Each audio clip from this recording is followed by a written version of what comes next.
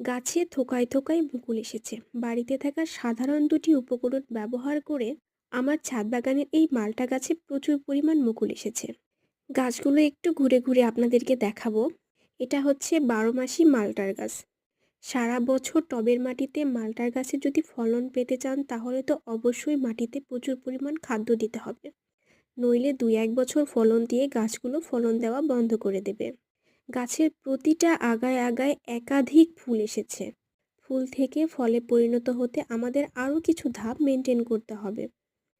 চলুন তাহলে দেখে নেই কি এমন উপকরণ আমার এই গাছে ব্যবহার করি।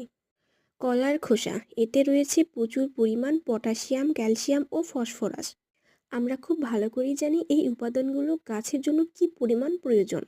সেই সাথে পেঁয়াজের খোসায় রয়েছে আয়রন ও ম্যাগনেসিয়াম। এই সব কয়টি উপাদান মাত্র এই দুটি উপকরণ থেকে পাওয়া যায় খুব সহজেই। এই যে পেঁয়াজের খোসা এবং কলার খোসাগুলো পানিতে মাত্র 2-1 দিন ভিজিয়ে রাখতে হবে। ভেজানো অংশগুলোর সাথে বেশ কিছু পানি অ্যাড করে প্রতিটা গাছে প্রয়োগ করতে হবে।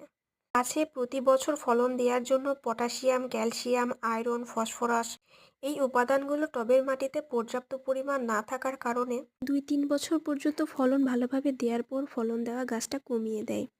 আমরা খুবই চিন্তিত হয়ে পড়ি গাছটা নিয়ে। ছাদ বাগানে এত পরিমাণ যত্ন করে প্রতিদিন পানি দিয়ে গাছগুলোকে লালন পালন করতে হয়, আর গাছ থেকে যদি পর্যাপ্ত পরিমাণ ফলন না পাওয়া যায় তাহলে ব্যাপারটা কিন্তু খুব কষ্টদায়ক হয়।